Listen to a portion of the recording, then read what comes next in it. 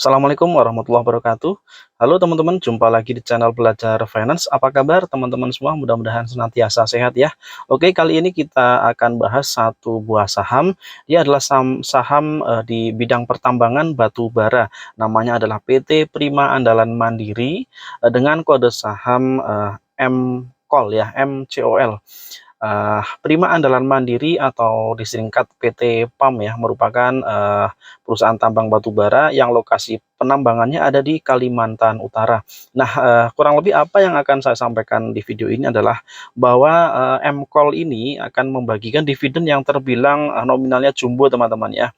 Seperti sudah ditetapkan pada RUPS bahwa pada bulan Mei akan dilakukan pembagian dividen yang nominalnya cukup besar ya, yang pasti di atas 7% dan bahkan di atas bunga dari bond 10 tahun dari surat utang negara ya. Nanti kita akan lihat berapa persisnya dividen dari Prima Andalan Mandiri atau MCOL ini teman-teman ya.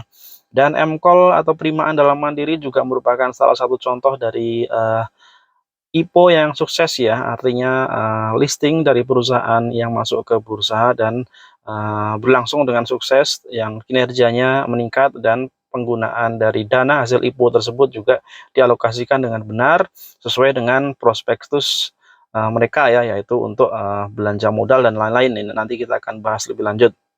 Kemudian, apakah saham MCOL ini layak koleksi? Hubungannya dengan harga sahamnya saat ini, kemudian dengan era batu bara yang apakah saat ini sudah memasuki era sunset batu bara? Nah, dengan sehubungan dengan hal tersebut, apakah masih menjanjikan ya? Oke, langsung saja teman-teman ya, kita lihat dulu terutama pertama-tama profil perusahaan. Jadi, Prima Andalan Mandiri atau PT PAM atau MCOL itu memiliki 3 anak usaha yang utama ya. Dia adalah Mandiri Coal yang berdiri sejak tahun 89 yang merupakan pemegang konsesi batu bara melalui perjanjian karya pengusahaan pertambangan batu bara ya. Jadi Mandiri Coal atau PT Mandiri Inti Perkasa ini adalah pemegang izin usaha penambangannya, kemudian Mandiri Kontraktor dengan nama perusahaan PT Mandala Karya Prima itu adalah eh, yang bertugas melakukan operasional penambangan ya dan juga perawatan tambang. Kemudian satu lagi Mandiri Turnship yaitu namanya PT Maritim Prima Mandiri adalah perusahaan yang bertugas dalam pengiriman hasil penambangan batu bara ya dengan penyediaan kapal tunda, kemudian floating crane dan juga kapal tongkang. Jadi bisa dikatakan bahwa usaha dari Prima Andalan Mandiri ini sudah terintegrasi teman-teman ya dari hulu hingga ke hilir, dari kepemilikan izin usaha penambangan, kemudian operasional tambang dan perawatan hingga ke pengiriman hasil tambang batu bara itu sendiri teman-teman. Ada satu fakta menarik teman-teman tentang fakta dari profit harga saham MCOL ini ya. Jika teman-teman dulu ikut beli sahamnya saat IPO di September 2021, harga saat itu ditawarkan 1.420 dan saat ini harga sahamnya, harga saat ini video tanggal 26 April 2023 dengan data harga saham tanggal 18 April 2023 ya, harga penutupan bursa terakhir sebelum libur cuti bersama Lebaran 2023. Harganya saat ini sudah 6.875, artinya sejak IPO saham MCOL ini sudah naik 4,8 kali teman-teman ya, luar biasa, sudah berlipat kali ya, 4,8 kali. Pemegang saham pengendali adalah Edika Agung Mandiri sebesar 61% ya. Kemudian sisanya Prima Andalan Utama 27% dan masyarakat memegang 10% dari saham Prima Andalan Mandiri ya. Kita lihat pergerakan harga sahamnya teman-teman, harga sudah naik ya, sekarang di 6.800-an. Namun jika kita perhatikan harga 6.500 sampai 7.500 itu ya, seperti di grafik itu bertahan cukup lama ya. Dari sekitar Juni 2022 hingga saat ini, April 2023. Artinya hampir 1 tahun bergerak di angka 6.500 hingga 7.500. Jadi sideways-nya cukup panjang teman-teman ya. Oke, kita lanjutkan dulu. Kita kembali ke masalah IPO tadi ya. Jadi IPO-nya, tujuan penggunaannya adalah untuk satu, untuk belanja modal, kemudian yang kedua untuk pembayaran hutang. Nah, ini saya kutip dari pemberitaan ya, untuk pembelian peralatan berat itu 441 miliar ya. Sementara untuk hutang itu sisa dari dana IPO tersebut. Seperti diketahui bahwa dana IPO yang terkumpul adalah 490-an miliar ya. Jadi bisa kita hitung untuk pembayaran hutangnya sebesar 50 miliar ya. Nah, cukup, ini ya, cukup proporsional ya, artinya, ini bukan perusahaan yang melakukan IPO untuk keseluruhannya untuk pembayaran utang ya. Jadi bisa masih logis sebagian besar IPO-nya memang untuk belanja modal ya, artinya perusahaan memerlukan dana yang besar untuk membeli belanja modal, dalam hal ini alat berat ya, maka perusahaan melakukan IPO ya, melakukan, penawaran saham ke publik dan diserap keseluruhan. Kita lihat di sini bahwa di 2022 sudah terserap keseluruhannya ya untuk belanja modal tadi dan juga untuk pembayaran hutang. Nah, bisa dilihat juga teman-teman nanti, bisa dilihat di laporan keuangannya ya 2022 di situ, aset tetapnya bertambah cukup signifikan teman-teman. Mungkin di sini tulisannya kecil kurang terbaca ya, nanti bisa dilihat teman-teman. Oke, ini lokasi tambangnya di Kalimantan Utara, sementara pasar terbesarnya adalah India dan China dengan total, penjualan kedua negara tersebut melebihi 50% ya. Dan kita lihat seberapa besar cadangan batu baranya ya untuk kita proyeksikan berapa lama, operasi dari Prima Andalan Mandiri ini atau MCOL ini masih akan berlangsung ya dalam beberapa tahun ke depan. Jadi dari laporan tahunan, perusahaan, laporan keuangan tahunan perusahaan, di situ dinyatakan cadangan batu bara terbuktinya sebesar 96 juta metrik ton. Sementara, yang statusnya masih terkira itu 75 juta metrik ton.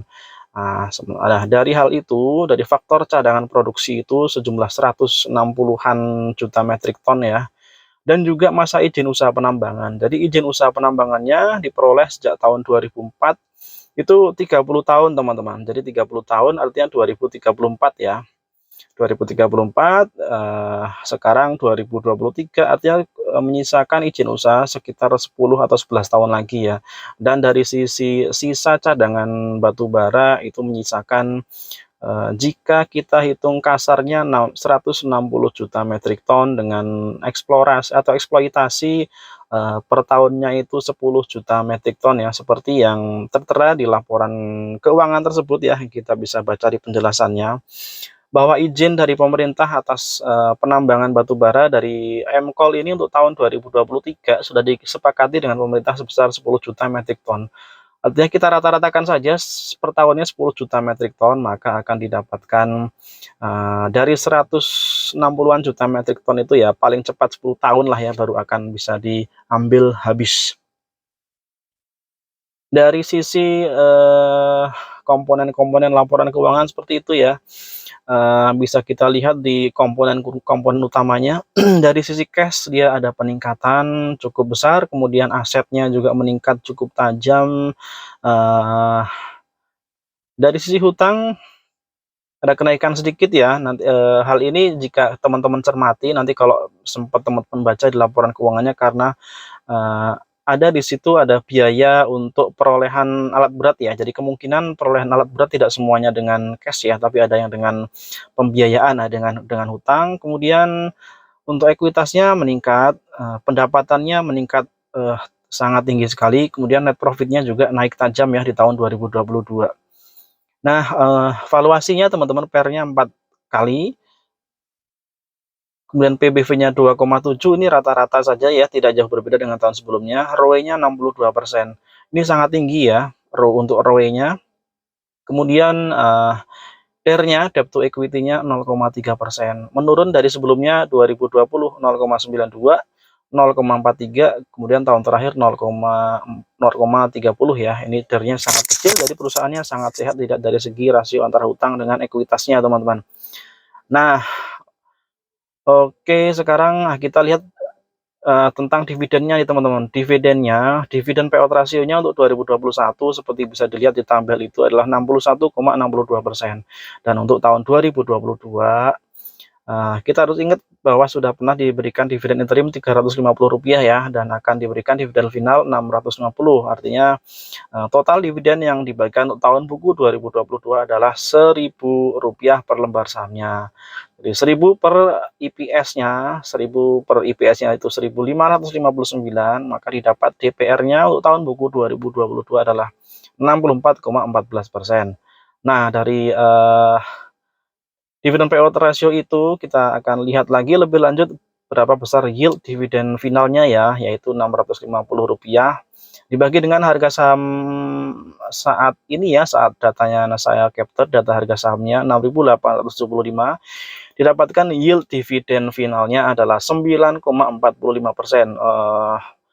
Bisa dibilang sebuah dividen yang cukup tinggi ya, cukup tinggi untuk saat ini. Jika kita bicara lebih jauh untuk yield dividennya secara total, yaitu gabungan antara interim dan final akan menghasilkan yield dividen sebesar 14,5%.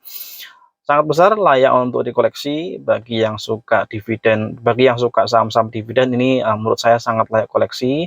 Tinggal kita harus hati-hati dengan pergerakan harganya ya. Namun saya bisa katakan bahwa dalam satu terakhir pergerakan harganya cukup stabil ya, antara 6.500 hingga ke level 7.500, tidak akan jauh menyimpang dari angka itu ya. Tinggal teman-teman cermati kinerja perusahaan, terutama dari sisi kemampuan menghasilkan labanya ya. Nanti lihat di kuartal per kuartal berikutnya, sejak kuartal pertama, kedua, dan seterusnya.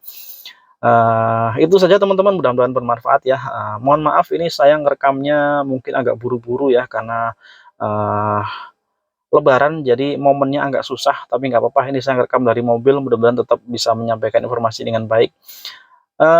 Kita jumpa lagi di video berikutnya. Terima kasih yang sudah menonton. Wassalamualaikum warahmatullahi wabarakatuh.